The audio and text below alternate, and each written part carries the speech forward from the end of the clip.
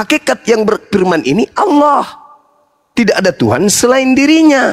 Karena dia adalah hakikat pencipta tak berawal tak berakhir, maka Allah ini adalah pencipta, dan pencipta yang tak berawal dan tak berakhir, yang mana penamaan dirinya itu sudah ada bersama dengan dirinya. Nah, Anda kemudian mengatakan, kita kan nggak tahu, KBBI kan baru menjelaskan. Nah, berarti KBBI ini adalah hal yang diciptakan oleh manusia untuk memaknai sebuah perkataan. Allah sama dengan nama Tuhan dalam bahasa Arab. Itu pengertian siapa? Pengertian kita manusia yang punya keterbatasan. Apakah itu salah? Tidak salah. Memang Allah itu adalah nama Tuhan. Itu nama Tuhan. Baik, berarti saya juga tidak salah bertanya sesuai penjelasan di KBBI, Bang, ya. Karena di situ tidak salah, cuman yang harus diluruskan di sini pemahaman kita sebagai orang Indonesia. Allah itu bukan hanya nama dalam bahasa Arab, bukan nama Tuhan dalam bahasa Arab saja. Allah itu adalah nama Tuhan dalam bahasa Inggris. Allah adalah nama Tuhan dalam bahasa Makassar. Allah adalah nama Tuhan dalam bahasa Yunani. Allah adalah nama Tuhan dalam bahasa Bugis. Allah adalah nama Tuhan dalam bahasa Jawa. Allah adalah nama Tuhan dalam bahasa apapun. Cuman KBBI sebagai mesin pencetak pengertian tentang kata per kata menjelaskan itu. Allah sama dengan nama Tuhan dalam bahasa Arab. Kalau di bahasa Inggrisnya, Allah adalah nama Tuhan dalam bahasa Inggris. Makanya Allah, kemanapun kita bawa, ke dalam bahasa apapun, maka dia tetap Allah, tidak pernah berubah. Cuman karena kita orang Indonesia, supaya orang Indonesia ini tahu malu sikit, agar tidak menggunakan nama Allah, karena itu adalah nama Allah dalam bahasa Arab. Sedangkan kemudian ketika mereka menerjemahkan dalam bahasa Indonesia, Allah mereka identikkan dengan kata Tuhan. Tuhan sudah disediakan oleh ejaan EYD. Harusnya yang tahu malu menggunakan dan memanggil nama Tuhannya dengan panggilan Tuhan saja. Jangan ngambil Tuhan dalam bahasa Arab. Kalau mau merujuk kepada KBBI. Tapi dalam konsep Islam tidak pakai itu. Allah adalah nama baik di langit maupun di bumi. Kalau berbicara mengenai di bumi, berarti seluruh bahasa harus tunduk kepada penamaan Allah. Allah tidak bisa diganti dalam bahasa manapun. Gitu, Bang. Artinya harus diperjelas lagi itu penjelasannya di KBBI itu. Karena kalau penjelasannya seperti itu, otomatis pikiran seperti saya pasti akan muncul, karena di situ dijelaskan dalam bahasa. Berarti saya otomatis bertanyakan, kalau zamannya Adam, bahasa Arab belum ada, kan pasti otomatis itu pertanyaan itu akan muncul. Karena di situ dijelaskan bahasa Arab, kan pasti logika saya bertanya, wah ini kalau zamannya Adam, bangsa Arab belum ada, bahasa pun belum ada bahasa Arabnya. Kan sebenarnya bertanya itu. Iya. Sebenarnya begini, saudara. Yang saudara katakan pencipta langit dan bumi yang tidak berawal dan tidak berakhir itu apa sebutannya menurut saudara? Gimana Bang? Hakikat pencipta langit dan bumi yang tidak berawal dan tidak berakhir, Anda menyebutnya dengan sebutan apa? Ya kalau di ajaran kami ya Yahweh. Yahweh itu bahasa atau bukan? Bahasa juga. Nah, bagaimana Anda menilai itu? Berarti Yahweh ini ciptaan? Kalau menurut saya, Bang, sebutan itu dibuat oleh orang-orang pada zaman itu. Mereka meyakini sesuatu yang mereka tidak lihat tetapi ada, itu mereka menyebut dengan sebuah istilah. Jadi istilahnya, istilah ini memiliki nilai sesuai dengan apa yang menjadi objek atau gimana? Atau hanya istilah? Istilah kalau kepada Tuhan berarti sesuatu yang sebatas keyakinan, Bang, ya. Nah, sekarang kalau kita minjam kata Tuhan, kita mengatakan bahwa yang menciptakan langit dan bumi ini Tuhan, betul? Keyakinan, iya, keyakinan kita Tuhan. Oke. Tuhan ini bahasa atau bukan? Bahasa pastinya. Berarti Tuhan ini adalah ciptaan? Bukan. Kenapa kita mengatakan bukan? Kenapa kita mengatakan bukan? Karena Tuhan itu tak tercipta. Tuhan itu pencipta. Hanya saja kita ini yang adalah ciptaan, diberikan nilai untuk mengetahui sebuah objek. Itulah yang disebut akal. Maka akal ini membentuk hal-hal baru. Akal ini menilai hal-hal objek-objek baru dan objek-objek lama. Kita bisa melihat, misalnya nih, kita bertemu dengan Maria. Kita tahu, oh ini Maria. Maria melahirkan, kita, oh ini anaknya Maria. Maria bersuami, oh ini suaminya Maria. Jadi melalui akal kita kemudian kita bisa menilai sebuah objek. Itu semuanya hal baru, termasuk penamaan Tuhan. Kalau Anda menilai Allah itu adalah makhluk karena penyebutan, maka Tuhan mana lagi yang harus kita katakan supaya dia itu bukan makhluk? Apakah kita harus mengatakan kemudian Tuhan itu dengan hanya kode? Kita semua ini adalah ciptaan. Gimana dong? Jangan sebut Tuhan, karena Tuhan itu kata ciptaan. Kita bikin aja yang baru. Pikuk, pikuk. Nah, sama aja pun semua yang ada pada diri manusia yang terlontar kemudian itu adalah ciptaan. Sedangkan yang kita bicarakan ini adalah hakikat absolut, entitas absolut tunggal yang tidak bisa disamakan dengan apapun. Jadi ketika Allah memiliki nama sebutan, bukan berarti dia adalah rangkaian-rangkaian ciptaan yang dibentuk oleh manusia, tidak. Tapi Allah yang Maha Pencipta menyatakan dirinya kepada makhluknya, aku ini pencipta, namaku Allah. Oke. Ya, jadi yang membedakan itu begini, Bang. Memang kalau dalam Kristen itu ada sebutan-sebutan kepada Sang Pencipta yang tidak kelihatan itu. Itu karena keterbatasan kita, itu sebatas keyakinan, Bang, ya. Sebatas keyakinan bahwa alam semesta ini ada yang mengadakan. Ada yang mengadakan yang tak terhingga ini, tak terdefinisikan ini, kita mau menyebutnya dengan apa? Itu istilah-istilah itu dibuat oleh manusia, sedangkan dalam Islam yang tak terhingga ini datang memperkenalkan namanya, itu perbedaannya. Jadi kita tidak mau bahwa yang tak terhingga ini punya nama. Karena tidak satupun makhluk hidup yang pernah melihat dia. Jadi dia tidak mungkin punya nama. Sementara dalam Kristen, nama-nama itu dibuat oleh manusia kepada sesuatu yang tak terhingga. Diyakini. Masih sebatas keyakinan saja. Belum tentu dia ada atau tidak. Maka munculnya ateis dan sebagainya. Karena memang belum pernah dilihat. Belum bisa dibuktikan, kan. Jadi nama-nama itu dibuat oleh manusia. Sedangkan Islam yang tak terhingga itu datang memperkenalkan nama. Itu yang kami tidak mau terima. Begitu bedanya. Ya, baik. Sekarang begini, kawan. Sekarang begini. Huruf A. Siapa yang mengajarkan kita untuk menyebut A, I, U, E, O, Ba, Bi, Bu? Itu siapa, Bang? Yang ngajarkan kita gitu. Anak baru lahir tiba-tiba bisa mama, papa, cucu. Yang ngajarin itu siapa? Yang memberikan kemudian pesan deteksi awal kepada manusia yang masih kecil, masih bayi untuk menyebut huruf-huruf itu siapa? Itulah yang disebut Tuhan.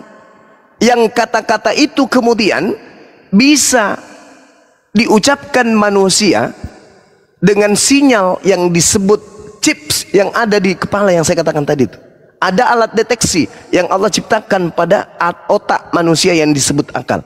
Itulah cahaya yang Allah berikan kepada manusia untuk membuktikan bahwa Tuhan itu ada.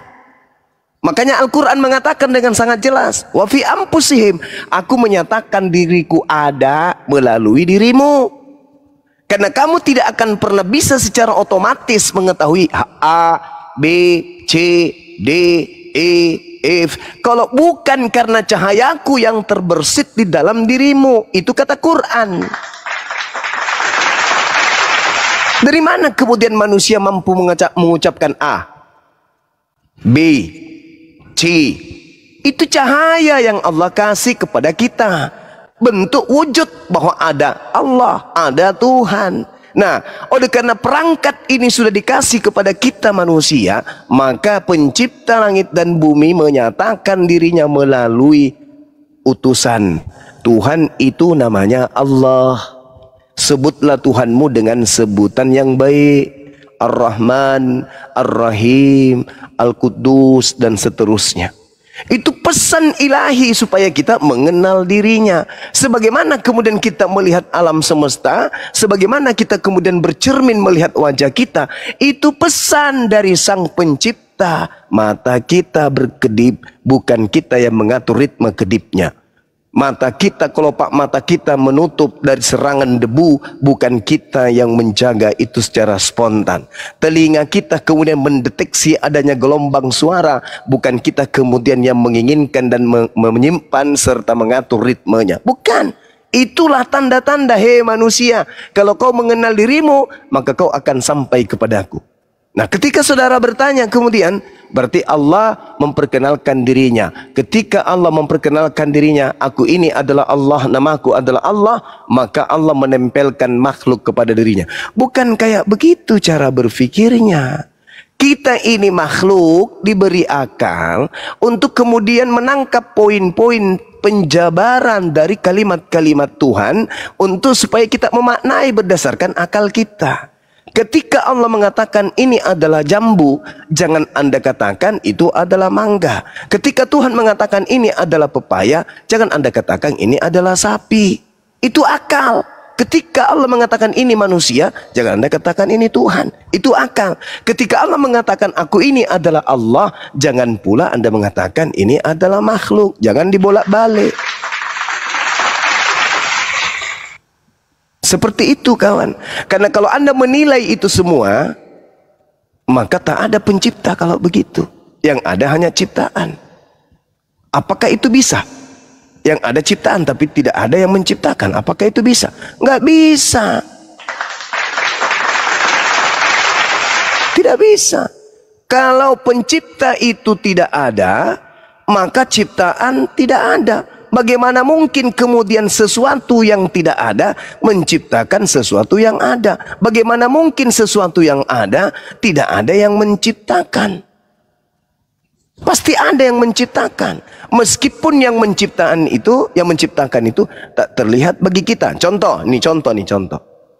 Keberadaan adanya Yesus menghantarkan orang Kristen memahami Tuhan itu pernah ada karena pernah eksis katanya. Oke. Anggaplah itu betul. Sekarang pertanyaannya adalah, adakah Yesus sebelum Adam diciptakan? Tak ada. Nah, adakah kemudian Tuhan sebelum tercipta alam semesta? Ada. Mana ciptaannya? Tidak ada. Berarti Tuhan itu tak ada? Ada. Jadi Tuhan itu ada dengan keberadaannya kemudian wujud. Lalu kemudian untuk mengajarkan dirinya kepada makhluknya bahwa dia itu ada, Tuhan menciptakan. Sebelum Tuhan menciptakan, Tuhan itu sudah ada. Makhluk kemudian diberi akal. Anehnya, makhluk ini bukannya bertuhan, malah mencari-cari Tuhan. Bukan hanya sekedar mencari Tuhan, bahkan menyembah kepada yang bukan Tuhan. Padahal dia berada dari suatu ketiadaan menjadi ada. Lalu ketika dia ada, dia mencari sesuatu yang ada itu dengan keterbatasan dirinya. Padahal ada yang sangat super yang dititipkan oleh Allah kepadanya, yaitu akal dan ruh. Akal dan ruh. Tapi anehnya manusia tidak pernah sampai ke sana. Dari mana akal ini? Sampai saya bisa menilai, ini manis, ini asin, ini kecut, ini hitam, ini coklat. Siapa yang menitipkan pengetahuan ini kepada diriku? Dari mana pengetahuan itu? Siapa yang menitipkan pengetahuan itu? Aku bisa mengatakan A, B, C, D. Siapa yang memberikan ritme gelombang suara kepadaku? Kalau orang sampai kepada itu, hakikat itu, maka dia sampai kepada pembelajaran tentang keberadaan Tuhan berdasarkan keberadaan dirinya. Fi ampusihim, kata Al-Quran. Aku menitipkan kepada manusia itu sendiri cahaya keberadaanku. Itu. Jadi tidak perlu umat Islam itu, orang berakal itu mencari Tuhan. Mana Tuhannya? Yang mana Tuhannya? Lu. Anda mencari sesuatu yang sudah menitipkan, meninggalkan jejak keberadaannya. Seperti misalnya kita mencari seekor harimau. Ah, di sini nggak ada harimau, mustahil ada. Itu apa? Oh, itu kan cuman jejaknya. Nggak ada harimau di sini, itu cuman jejaknya. Hanya orang sedeng yang mengatakan di situ nggak ada harimau, padahal jelas-jelas jejaknya ada. Hanya orang gila yang mengatakan kemudian harimau itu tidak ada, padahal jejaknya sudah nampak. Dia lihat jejak harimau. Ah, nggak percaya saya. Meskipun sudah ada jejaknya, tapi saya tidak percaya adanya harimau. Orang gila tuh. Nah, sama orang yang tidak sampai kepada pemahaman akal iman yang betul ketika dia menemukan kelemahan-kelemahan pada dirinya dan menemukan kemudian kelebihan pada dirinya, tapi masih mencari Tuhan. Tuhan harus datang. Harus Tuhan itu datang menjadi orang, nampak di dunia, ha, aku ini adalah Tuhan, akulah. Itu setan yang kayak gitu. Karena ketika kita melihat jari-jari ini sempurna, tubuh kita bisa merasakan asin, manis, kecut, dan seterusnya. Itu bukti Tuhan ada. Tuhan yang memberikan itu semua. Bukan kita yang mengatur. Sebelum kita jadi manusia, kita susun dulu. Oh, ini rasa pahit aku simpan di lidah sebelah kiri. Rasa manisku aku simpan di kanan. Kemudian hidungku aku buat mancung-mancung sedikit lah, biar tidak seperti Pak Bom-Bom. Terus ku buatlah badanku agak putih kulitnya. Kita yang ngatur itu? Enggak. Lalu siapa? Itulah Tuhan. Saya kira begitu, Bung. Silakan Anda tanggapi. Kenapa larinya ke Pak Bom-Bom? Itu teman saya. Supaya dia sehat. Silakan, Bung. Oke, baik.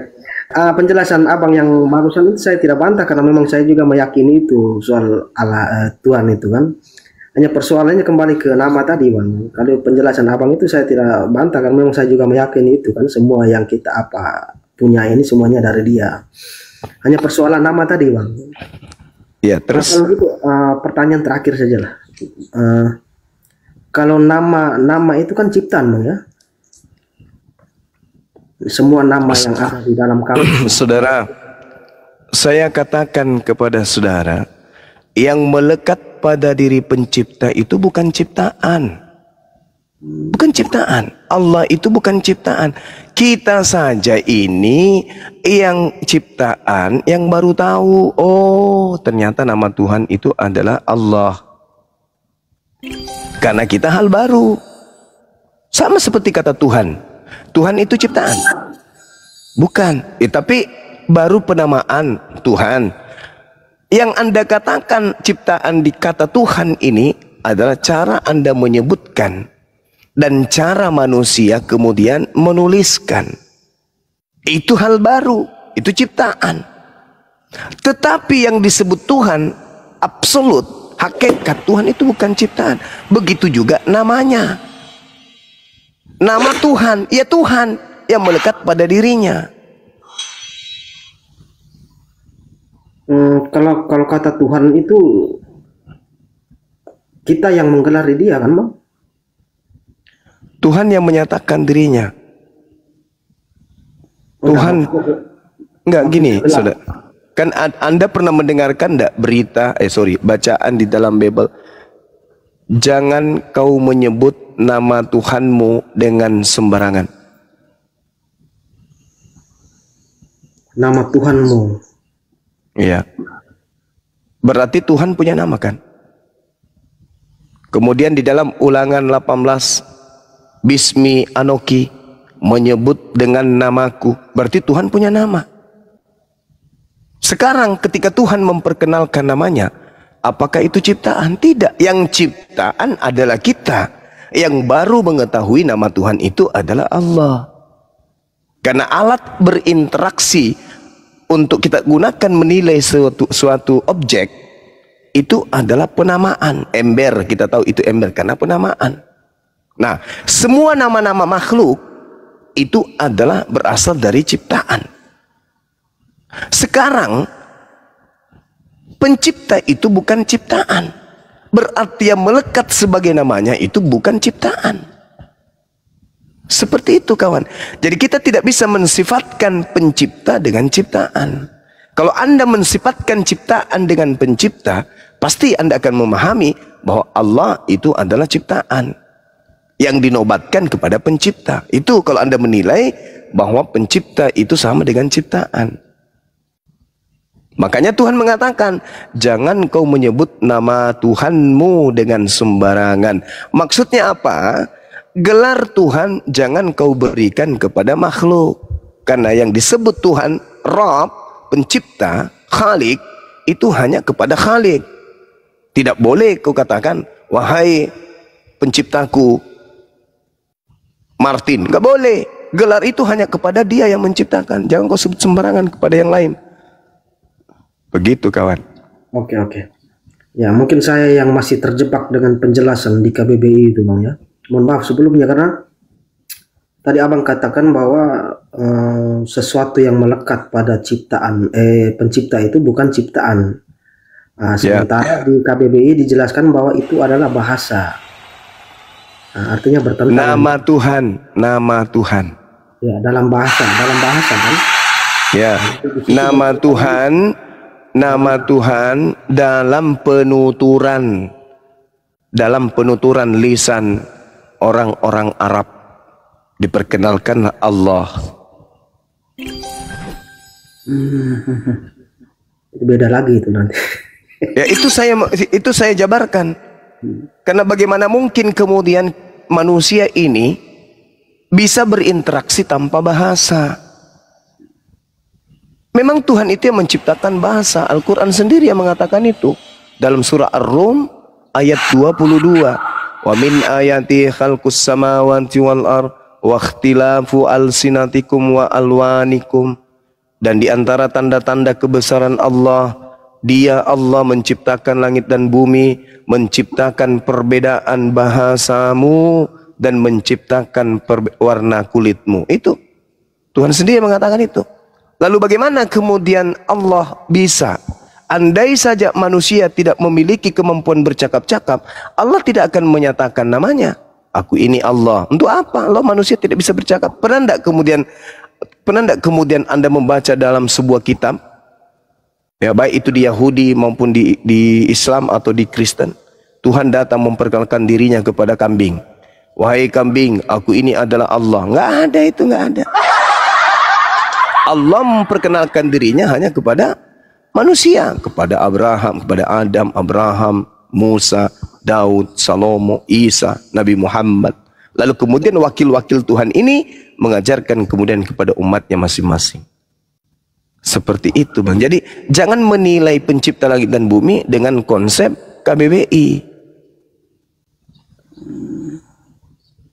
Ini saya bingung mau menyalahkan yang mana ini. Ya iya Bang. Sekarang kalau Tuhan tidak memperkenalkan dirinya, bagaimana manusia bisa tahu mana yang Tuhan? Ya pasti ada tanda-tandanya kan? Ya iya cukup tanda-tanda. Bagaimana caranya? Ya dengan dia menyatakan, memperkenalkan dirinya. Tuhan memperkenalkan namanya. Nah itu tadi yang saya katakan, saya masih terjebak dengan definisi itu. Karena seperti yang saya tanyakan tadi, atau penjelasan Abang terakhir bahwa sesuatu yang melekat pada pencipta itu bukan ciptaan, sementara di KBBI menjelaskan itu adalah bahasa, makanya di situ bentrok. Jadi saya masih bingung ini mau percaya yang mana nih, KBBI atau penjelasan Abang. Sekarang begini saudara, kalau Anda mengidentikan bahasa itu adalah ciptaan, lalu kemudian ketika Tuhan memperkenalkan dirinya dengan menggunakan bahasa, alat komunikasi, lalu Anda mengatakan berarti itu ciptaan. Sekarang begini, semua firman Tuhan yang ada di dalam Bible yang Anda imani, itu bahasa atau bukan? Kutanya dulu saudara. Bahasa pastinya. Nah, berarti Tuhan menggunakan ciptaan, menyatakan dirinya kepada ciptaan. Pertanyaannya, apakah karena Tuhan menggunakan ciptaan untuk menyatakan dirinya kepada ciptaan, maka dia adalah ciptaan? Tentu, yang kalau tentu kata bukan. Kata Tuhan itu Tuhan tidak menggunakan, tetapi dibuat oleh manusia untuk menggelari sesuatu yang diyakini ada Bang, walaupun tak kelihatan. Jadi bukan Tuhan yang meminjam kata Tuhan itu untuk ditempelkan pada dirinya, tetapi manusia yang meyakini sesuatu itu ada walaupun tak kelihatan, kemudian digelari. Oke, berarti menurut nilai yang Anda beri, Allah itu adalah ciptaan. Karena dia tersusun dari huruf-huruf, dan menurut penjelasan KBBI itu adalah nama dalam bahasa Arab, di mana bahasa Arab itu adalah ciptaan. Betul? Betul, betul, betul. Oke. Menurut penilaian saudara, Yesus ini ciptaan atau bukan? Ciptaan pasti, fisiknya. Ciptaan, fisiknya. Fungsinya beda. Maksudnya apa ini? Kok jadi ada sedikit sesuatu yang disembunyikan? Apa maksudnya? Yesus ini ciptaan atau bukan? Ciptaan fisiknya kan. Lalu apa yang Anda maksudkan ciptaan fisiknya? Apanya yang bukan ciptaan? Ya fungsinya kehadirannya di dunia ini. Maksudnya gimana ini? Bukankah kehadirannya di dunia ini adalah fisiknya yang hadir? Yang mana yang bukan? Fungsinya sebagai Tuhan. Fungsinya sebagai ini dia. Bahasa Anda kritisin, penamaan Allah Anda katakan ciptaan. Yesus yang jelas-jelas netek di ibunya, Anda katakan ada sesuatu yang dalam dirinya yang mana? Gimana ini? Enggak, fungsinya sebagai Tuhan atas bumi dan surga kan. Bagaimana ceritanya Anda? Apa fungsi Yesus ini? Fungsinya apa? Kok dia bisa Anda menjadi hakim adil dan sebagainya? Menjadi hakim. Siapa yang memerintahkan dia menjadi hakim? Ya bapaknya. Nah, berarti dia bukan Tuhan, karena dia masih diperintah kemudian untuk menjadi hakim. Kenapa dia menjadi hakim? Karena ada yang terdakwa. Siapa yang terdakwa? Yang mempertuhankan dirinya, yang tidak percaya akan dirinya kalau dirinya itu adalah rasul. Dia itu adalah rasul, tapi Anda tidak percaya kalau dia rasul. Anda malah mengatakan dia adalah Tuhan. Nah, ini celaka kawan. Karena Anda kemudian mengatakan, mengulik nama Allah adalah ciptaan karena dia adalah bahasa, tapi Yesus yang jelas-jelas ciptaan berupa manusia, Anda masih menobatkannya sebagai Tuhan pencipta. Ya kalau kami mempertuhankan dia, itu artinya menganggap dia sebagai penguasa surga dan bumi. Salah. Dia Tuhan kan, Tuhan itu artinya penguasa. Oke, baik. Tenangkan diri saudara. Kita diskusi, luangkan waktu Anda 30 menit ke depan untuk membahas ini.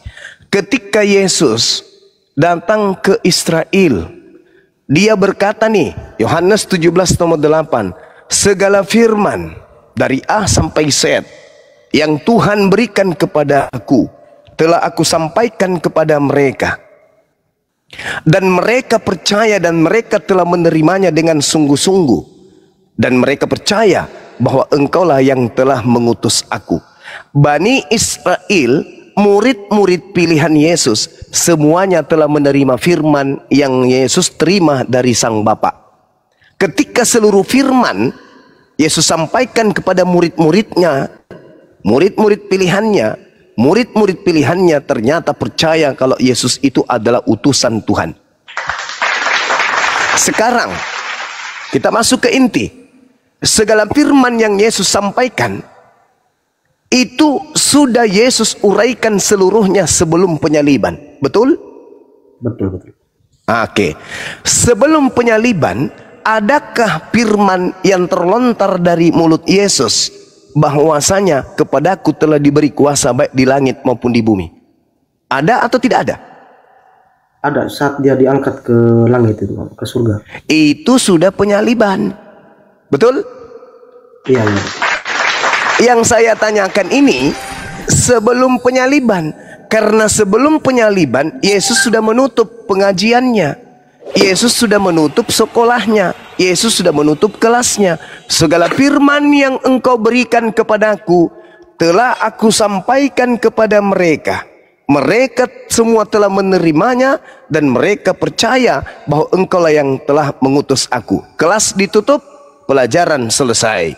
Di antara seluruh pengajaran firman yang Yesus sampaikan kepada murid-muridnya, adakah Yesus mengatakan di antara firman itu, kepadaku telah diberi kuasa baik di langit maupun di bumi? Adakah?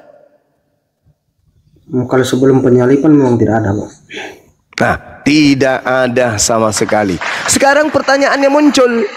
Sebelum penyaliban, siapa yang pernah berkata, kepadaku telah diberi kuasa baik di langit maupun di bumi, dan aku punya hak memberikan kepada siapapun yang aku kehendaki? Itu siapa?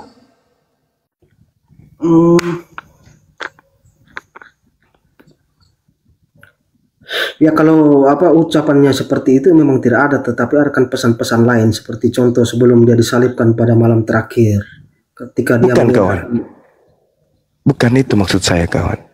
Yesus Anda katakan tidak terdeteksi sedikit pun, pernah mengatakan kepadaku telah diberi kuasa sebelum terjadi tragedi penyaliban.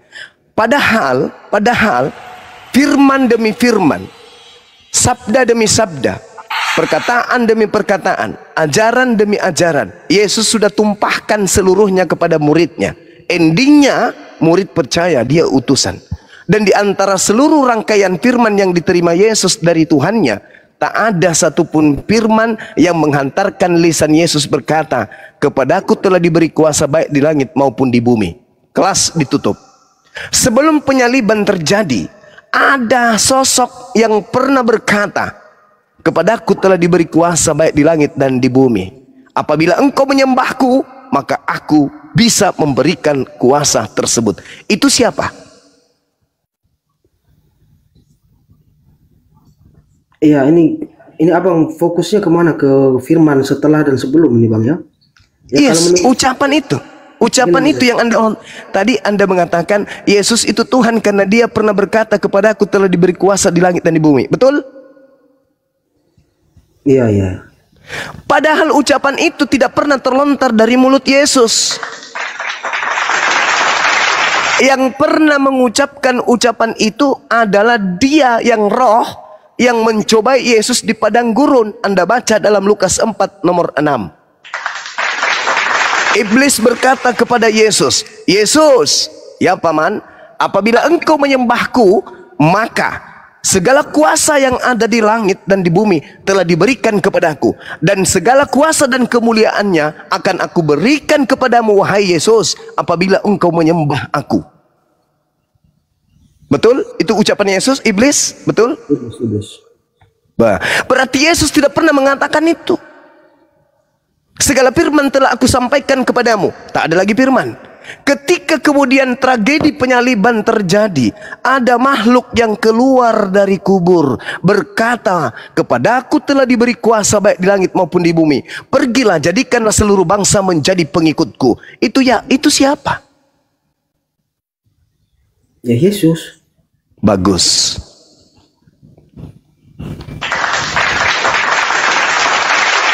Terima kasih. Maksud abang. Terima kasih. Terima kasih Anda sudah mengatakan itu adalah Yesus. Berarti Kristen ini pengikut Yesus kan? Iya. Saya ulang lagi. Pernah tidak Yesus mengucapkan kalimat itu? Sebelum Gak pernah kan? Sebelum penyaliban. Oke. Sebelum penyaliban. Oke. Berarti di dunia ini ada dua penguasa, Yesus dan iblis. Kalau soal itu sebenarnya kalau kita mau bicara jujur, kita memang selalu dikuasai iblis sehari-hari ya bang ya. Nah, berarti ada dua peran yang setara di sini, Yesus dan iblis. Ada saingannya Yesus berarti. Yesus diberi kuasa. Yesus diberi kuasa di langit dan di bumi. Iblis juga diberi kuasa di langit dan di bumi. Enggak. Kalau peran berkuasa boleh kita katakan ada dua boleh. Tetapi yang berkuasa atas kejahatan iblis. Tetapi Yesus tidak bisa dikuasai kejahatan. Jadi Yesus mantap sekali. Saya ulang lagi perkataan saudara. Yesus tidak bisa dikuasai oleh kejahatan. Iblis yang merasuki Yudas berhasil tidak kemudian menguasai Yesus? Ya berhasil dan mengakibatkan Yesus di... Tadi katanya iblis tidak berkuasa terhadap Yesus. Kok sekarang berhasil? Mana yang betul? Kan masih ada lanjutannya bang. Dia memang berhasil mengalahkan Yesus dan mati. Tetapi kemudian dia dikalahkan dengan kebangkitan itu. Oke, baik. Kemudian beliau dikalahkan dengan kebangkitan itu. Artinya ketika kuasa diberikan kepada Yesus, iblis kehilangan kuasa. Iblis tetap berkuasa untuk kejahatan. Iblis tetap berkuasa. Oke. Tidak bisa tidak, pasti. Oke. Ketika Yesus belum terjadi penyaliban, Yesus berpesan kepada muridnya supaya waspada kepada penyesat yang bergelar apa? Orang Farisi. Oh, salah. Gelar apa maksudnya? Bergelar Kristus. Di mana tertulis? Matius 24 nomor 4 nomor 5. Waspadalah kepada penyesat, sebab banyak orang akan datang dengan memakai namaku dan berkata, akulah Kristus. Penyesatnya bergelar Kristus. Bergelar Kristus. Kristen artinya pengikut Kristus.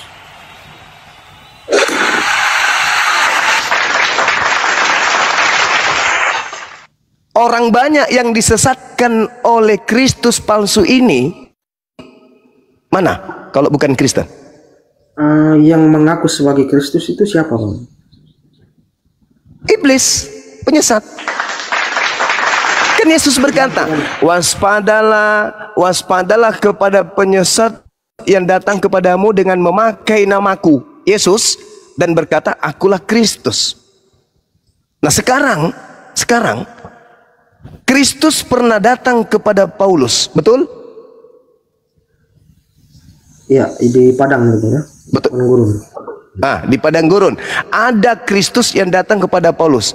Dia manusia atau bukan manusia? Kalau tidak salah dalam bentuk cahaya, ya, Paulus melihat cahaya. Itu manusia atau bukan manusia? Itu manusia atau bukan manusia? Di situ tidak dijelaskan, tapi dalam bentuk cahaya sehingga dia membuat dia pingsan, cahaya yang begitu terang. Lukas 10:18, Yesus berkata, aku melihat iblis jatuh dari langit ke bumi berupa cahaya. Yesus di dalam Yohanes 1 nomor 51 mengaku sebagai anak manusia. Maria sudah pasti melahirkan manusia. Yesus sebagai manusia duduk di samping kanan Tuhan. Sebagai manusia, datang kedua kalinya sebagai manusia. Tidak pernah Yesus itu datang sebagai malaikat, datang sebagai hantu, datang sebagai setan, datang sebagai cahaya, nggak pernah. Yesus selama-lamanya datang sebagai manusia. Kalau Anda tidak percaya, Anda baca Matius 24 endingnya di nomor 30. Kedatangannya yang kedua, dia datang sebagai manusia.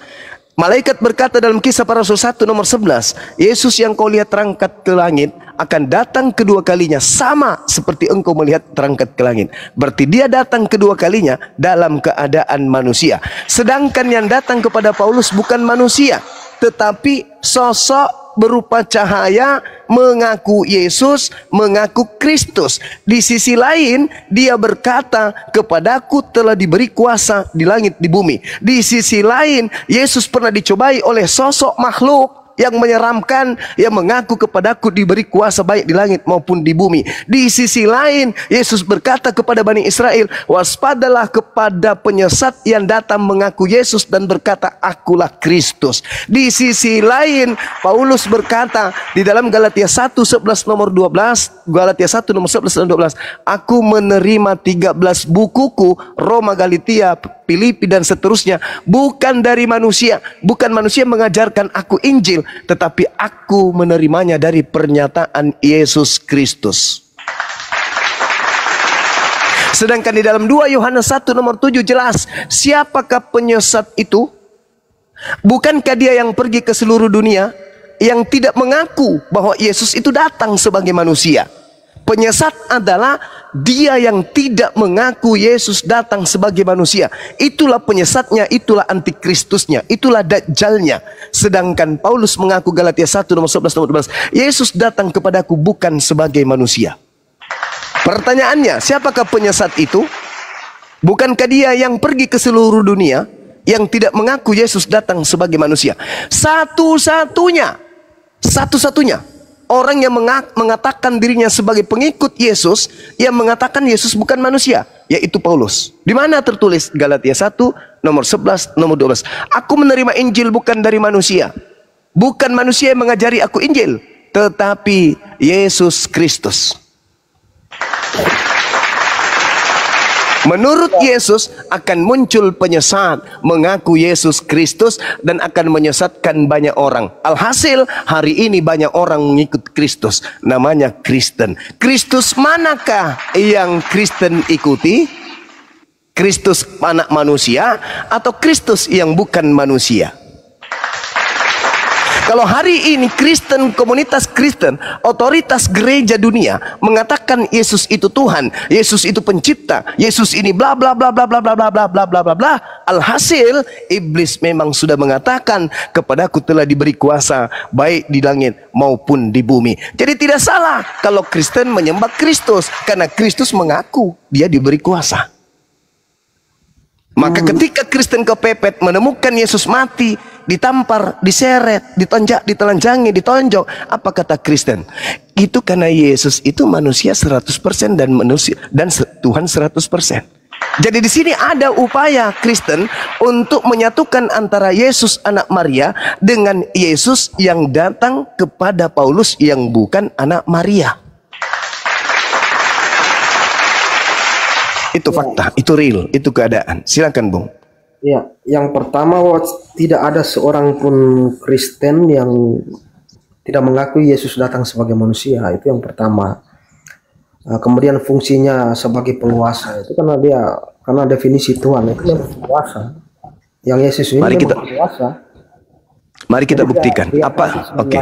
Digelar itu penguasa. Oke, mari kita buktikan. Sekarang apakah Anda menyembah manusia? Tidak menyembah juga sama kita mengikuti. Ya, tidak menyembah. Anda mengatakan tidak menyembah. Maria melahirkan manusia atau ayam? Manusia. Manusia. Tapi mulut Anda mengatakan manusia. Tapi perilaku keagamaan Anda mengatakan bukan manusia. Apakah Anda menyembah manusia? Bukan. Apakah Maria melahirkan manusia? Manusia. Itulah penyesat itu. Mulut berkata A, tapi perbuatan berkata Z. Itu munafik namanya. Perantara. Tidak bisa.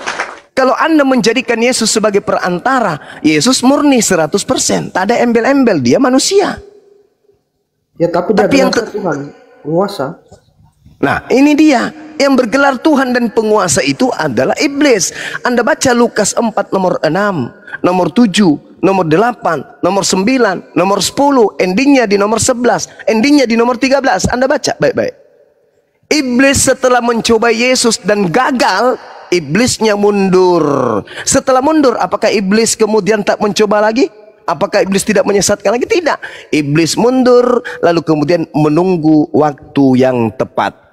Catat itu nomor 13-nya di Lukas 4. Iblis mundur lalu menunggu waktu yang tepat. Ketika kemudian Yesus ingin dibunuh oleh orang-orang Yahudi dan orang-orang Roma, Yesusnya kemudian berdoa kepada Tuhannya, "Ya Rabb, selamatkan aku."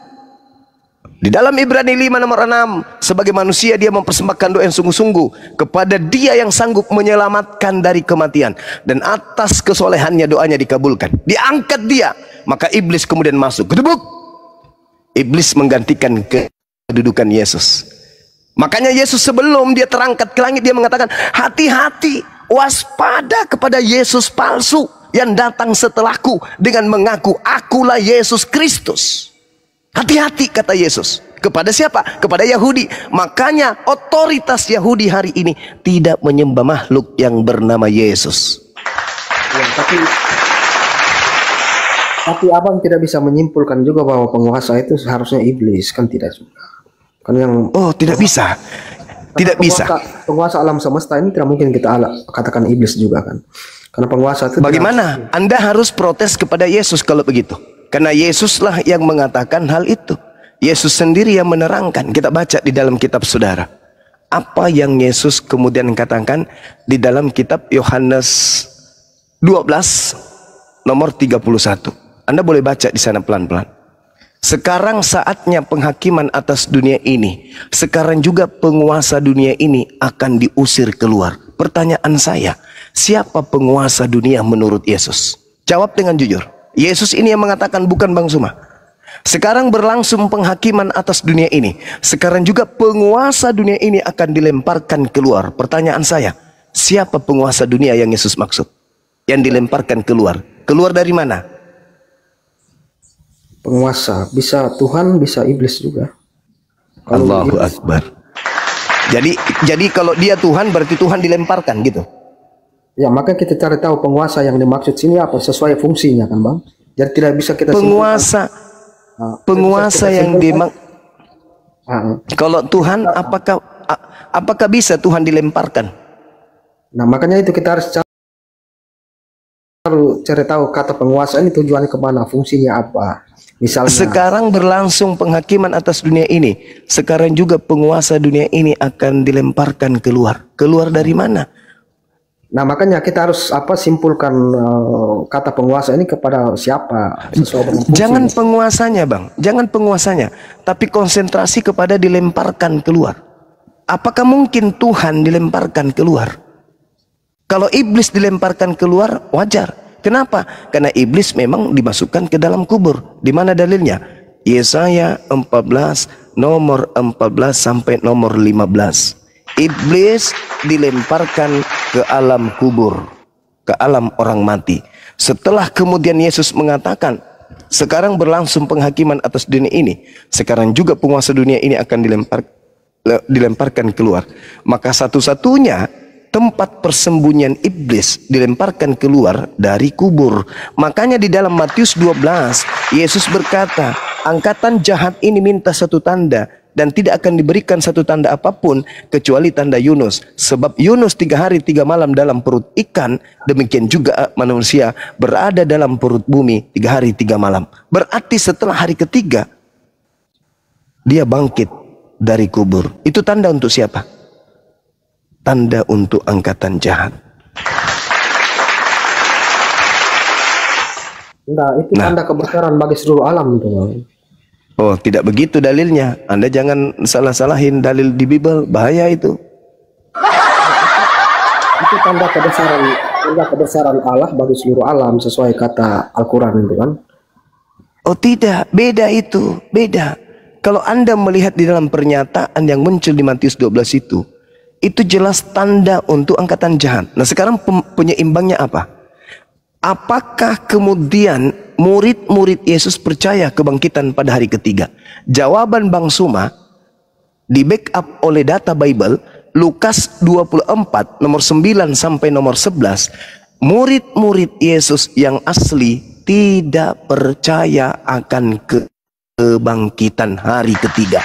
Sedangkan angkatan jahat percaya. Mana bukti murid-murid Yesus tidak percaya? Anda baca Lukas 24 nomor 9 sampai nomor 11 sampai nomor 12. Anda baca. Ke-11 murid Yesus tidak percaya akan kebangkitan pada hari ketiga. Ini bahaya, Bung. Sedangkan yang percaya adalah angkatan jahat. Kristen berada di mana? Percaya enggak kebangkitan Kristen ini? Percaya. Berarti Kristen masuk sebarisan dengan angkatan jahat.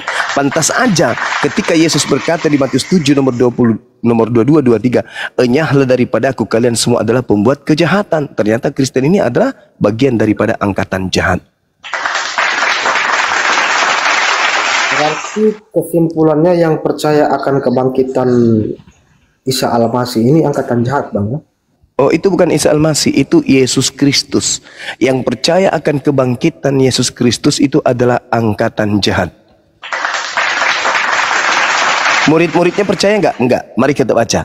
Lukas 24. Dan setelah mereka kembali dari kubur pada hari ketiga, mereka menceritakan semua itu kepada ke-11 murid Yesus dan kepada semua saudara yang lain.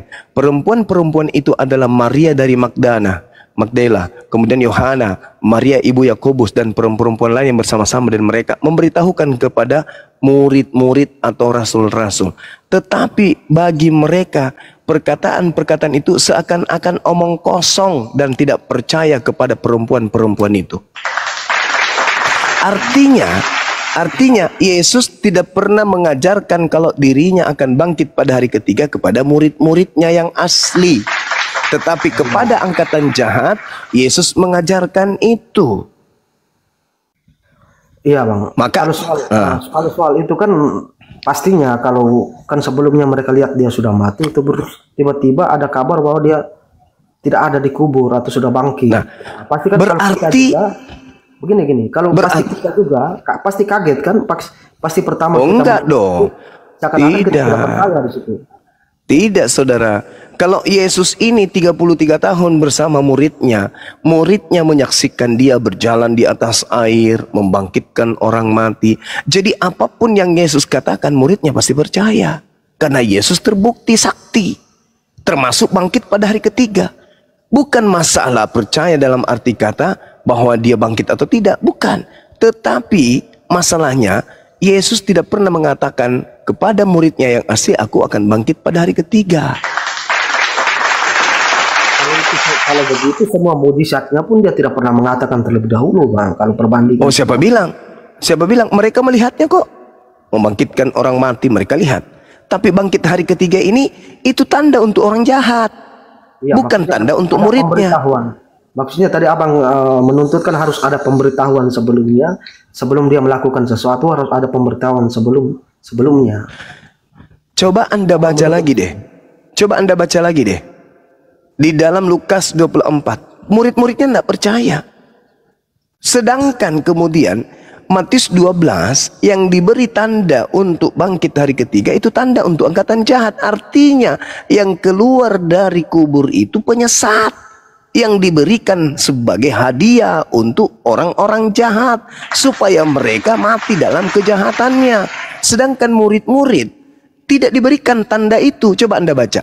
Meskipun demikian, Petrus pagi-pagi benar menuju kepada kuburan tersebut. Ketika kemudian ia menjenguk ke dalam, dia hanya melihat kain kafan saja. Lalu dia pergi dan bertanya dalam hatinya, apa yang kiranya telah terjadi. Nah, kalau Yesus pernah mengatakan kepada muridnya, hei Petrus, ya paman, hari ketiga aku bangkit loh. Tidak mungkin dia bertanya dalam hatinya, apa yang sedang terjadi ya?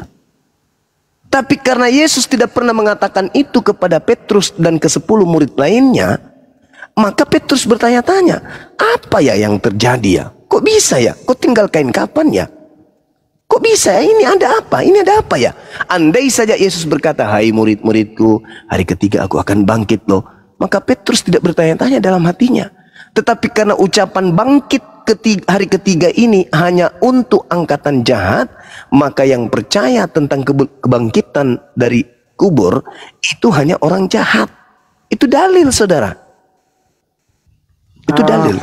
Kalau ucapan Yesus soal kebangkitan itu dia pakai bahasa kiasan, tapi pas dia ucapkan itu murid-muridnya tidak menyadari saat dia dilempari di bait suci itu, robohkanlah bait suci. Ntar Bang Zuma kena akunnya.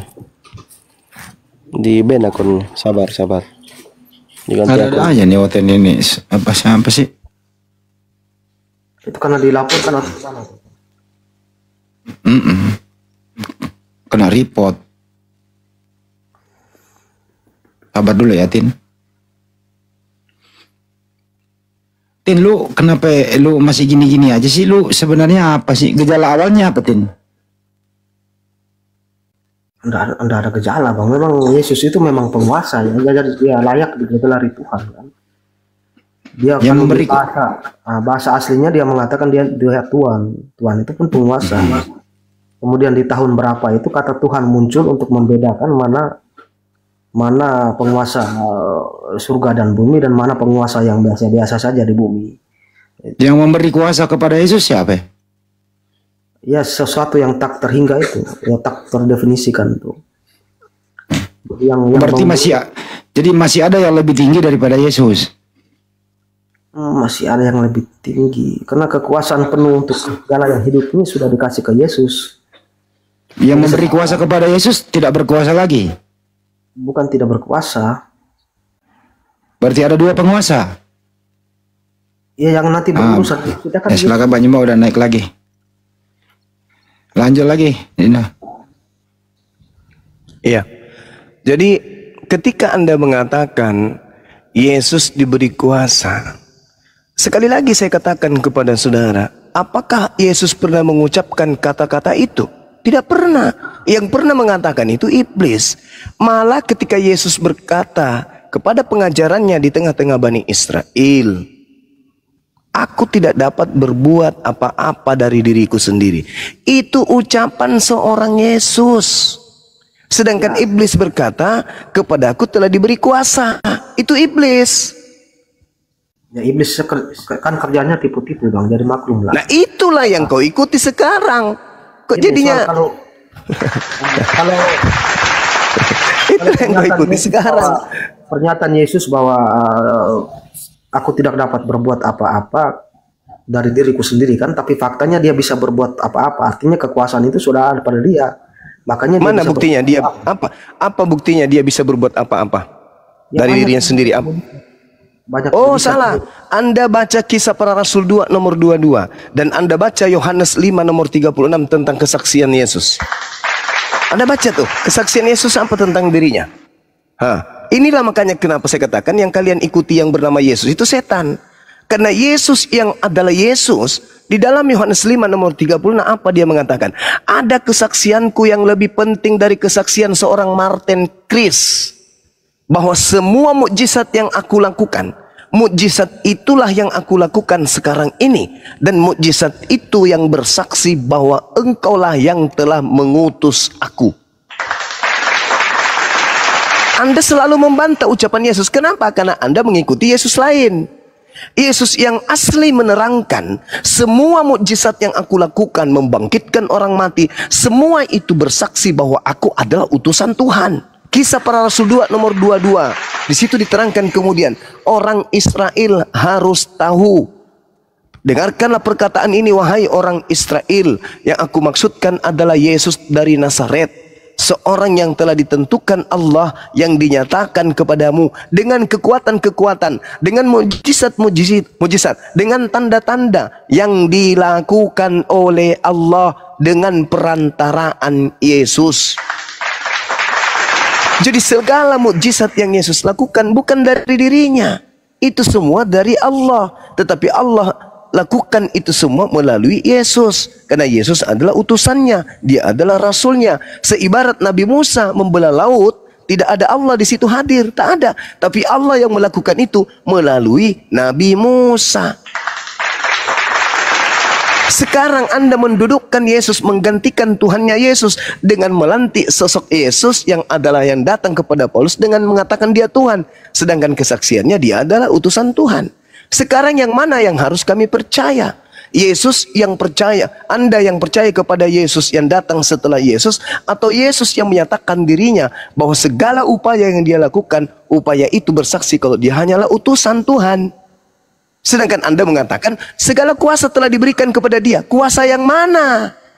Sedangkan kuasa yang Anda maksud, Yesus sangkali dengan bersaksi. Segala sesuatu yang aku kerjakan, semuanya itu bersaksi kalau aku ini utusan. Wah, kena lagi nih. Wah, kena lagi Bang Zuma ini.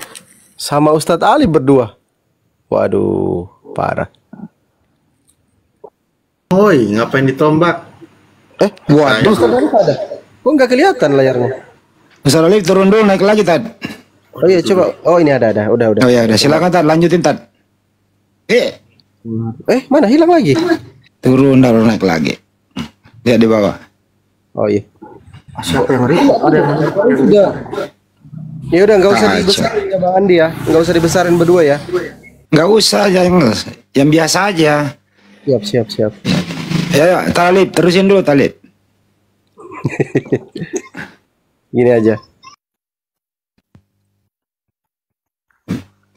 Ayo Tad, belum ngomong dari tadi lo. Ya, aku belum ngomong pas lagi monitor kenapa kena tumbak. Aduh, aku baru. Tad, aku sekarang memberikan kuasa kepada Ustaz Alif. Ya silakan, saya berikan kuasa. Silakan. Udah ada Bang Zuma, Bang Andi. Dibawa. Mana. Sulit memang menyadarkan Martin yang mengaku sudah pernah bertemu dengan Yesus. Itu masalahnya. Kapan Padahal Yesus kan berkata, jangan percaya. Itu berkali-kali Yesus katakan. Benar nggak Martin? Jangan percaya apa tuh? Kalau ada yang mengaku bertemu dengan Yesus, pesan Yesus jangan percaya. Oh, soal pertemuan Paulus dengan cahaya di padang gurun gitu ya. Itu Kau kenapa? pernah bertemu atau belum? Ya belum pastinya. Tetapi kenapa kau abang bisa menyimpulkan itu iblis yang ditemui oleh Paulus itu? Yesus berkata, dia itu kedatangan kedua kalinya nanti disertai tanda-tanda. Yesus berpesan, kalau ada yang mengaku bertemu dengan aku, jangan percaya. Itu kata Yesus. Nah, ketika Yesus berpesan seperti itu, perlu ada pembuktian atau tidak? Coba. Perlu. Nah, perlu ada pembuktian. Pembuktiannya, ada nggak yang mengaku bertemu dengan Yesus? Ada, tetapi tidak dalam bentuk yang seperti dia datang pertama kali. Kalau ada yang mengaku bertemu dengan Yesus, pesan Yesus suruh percaya atau jangan percaya? Jangan.